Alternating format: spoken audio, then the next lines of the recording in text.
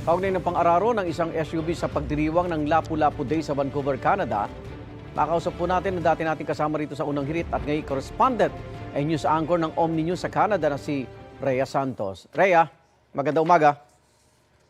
Hi Igan, magandang hapon naman dito mula sa Vancouver. Kamusta ka na kasunod ng aksidente sa Vancouver? Ang balita ko, isa ka sa mga nag-host ng event na yon. Yes, Igan, unang-unang muna siguro, no, lubos na pakikiramay sa mga kababayan natin na nawala ng mahal sa buhay sa malagim na trahedyang nangyari po kagabi, April 26, selebrasyon ng Lapu-Lapu Day dito sa Vancouver. And yes, Igan, isa ako sa mga naging hosts ng programa sa pagsisimula ng Lapu-Lapu Day. Kinamusta mo ko? I'm not okay. Ang Filipino community natin dito sa Vancouver, nagdadalamhati. We're all grieving. Kasi ang saya lang nung ang saya lang nung event, ang saya lang ng selebrasyon. Alam mo naman, pag selebrasyon ng mga Pilipino, pamilya, magkakaibigan, happy lang tayo, kainan.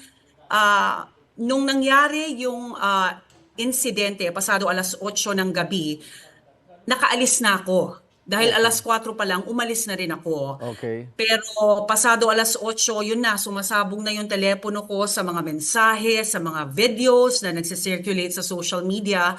Dahil maraming ang nag-aalala. Kanina, Igan, pinalabas kasi kami lahat dahil nga Filipino community event, no, yung nangyari dito sa Vancouver. Halo-halong emosyon, ah, sakit, galit, yung iba talagang tulala pa. Parang hindi talaga makapaniwala na mangyayari ito. Mhm. May impormasyon ba na yung 11 may mga Pilipinong nadamay doon sa namatay, Rhea? Alam mo, since it's a Filipino event, marami talaga mga Pilipino at actually thousands. Pero bukas din kasi ito sa iba't ibang lahi. So I don't really want to speculate. Even yung mga authorities dito, hindi sila naglalabas ng mga identity nitong 11 casualties. Pero Igan, what I can confirm siguro at lumabas na naman, may mga GoFundMe account na doon sa, well, I can say yung may isang kababayan tayo, may GoFundMe na para sa isang kababayan natin, humihingi ng tulong para maiuwi yung labi niya sa Pilipinas. Hindi pa sila naglalabas yung mga authorities dito, no? Oo. Hindi pa sila naglalabas ng mga identity nitong mga casualties. But as of today, as of this time, 11 ang kumpirmadong patay, dose-dosena ang sugatan at marami sa kanila nasa critical na kondisyon. So sinasabi nga ng Vancouver Police District, hindi rin sila magugulat kung madagdagan pa itong mga bilang na ito. Pero sana yung 11 ay wag nang madagdagan pa. Kamusta security doon sa lugar na pinangyarihan ng insidenteng ito, Rhea? Alam mo, pag nagkakaroon ng mga malalaking event dito sa Vancouver, protocol na magkaroon ng risk assessment. So kanina nagkaroon ng press con itong mga organizers ng Lapu-Lapu Day Festival. Ito yung tinatawag na isang organisasyon, Filipino BC. At sinabi naman nila na nagkaroon sila ng risk assessment and of course in coordination with the city of Vancouver. At may go signal na yes, ituloy ang event. Talagang it's really unfortunate na mangyari ito sa isang Filipino event dito sa Vancouver, Igan. Ito ba ay purely accident o may intensyon yung suspect ba? May mga iba pang detalye tungkol sa kanya bukod sa 30 years old siya at may problema daw sa kalusugan?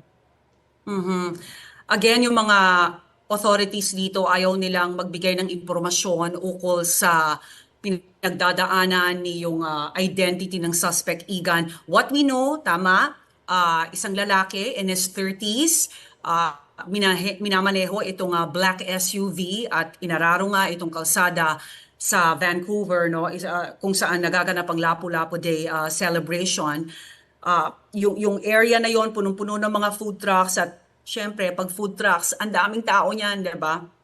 Actually, patapos na yung event. Pero going back dito sa suspect, no? So hindi nila nire-release yung pangalan. Alam natin na nasa kustodiya siya ng pulis. Ang impormasyon na ibinigay lang ng pulis sa atin ay kilala siya ng pulis. Mukhang may history na ito ng pakikipag-ugnayan sa mga mental health experts. Oho. Yun lang yung impormasyon na inilabas ng mga pulis. Hindi po ito act of terrorism. Oo. Okay. So nakaantabay rin kami, nakahintay rin kami sa mga susunod na araw itong pinakamalaking storya dito sa Vancouver. Aside of course, bukas magaganap pa yung federal elections. Pero para sa Filipino community, mga kababayan natin, hindi lang actually Igan sa Canada, iba't ibang panig ng mundo, talagang masakit na nangyari ito. May naibigay na bang tulong yung mga otoridad sa mga biktima?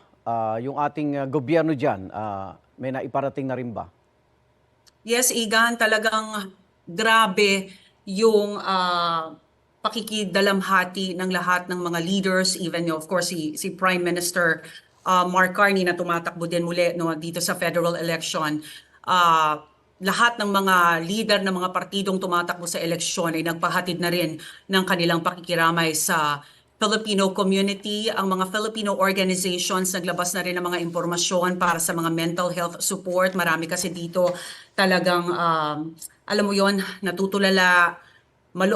Kanina, Igan, talagang paglabas ko ng bahay, makakita ka ng Pilipino, yayakapin mo. Nag-iiyakan kasi nga hindi makapaniwala sa nangyari. Yung Premier ng British Columbia, si David Eby, kanina nagsalita din. Ang sabi niya, kilala daw ang mga Pilipino talaga bilang mga magagaling pagdating sa healthcare workers dito sa Canada, lalong-lalo na sa probinsya ng British Columbia. At doon sa sinabi niya, sabi niya parang they've been taking care of British Columbians for a long time. It's about time that we take care of the Filipinos here in our province. So, ramdam mo yung suporta ng bansa, ng komunidad. Siguro sa mga Pilipino na lang, maraming lumapit sa amin at malaking tulong sa lahat na yung pakikipag-usap. And it's helping me actually, Igan, dahil kasi hindi mo maalis sa isip mo yung yung saya ng mga tao doon, yung pamilya, mga bata. So talagang napakasakit na nangyari po ito sa Filipino community dito po sa Vancouver. Maraming salamat at ingat. Rhea Santos live mula sa Vancouver, Canada. Igan, mauna ka sa mga balita, mag-subscribe na sa GMA Integrated News sa YouTube para sa iba't ibang ulat sa ating bansa.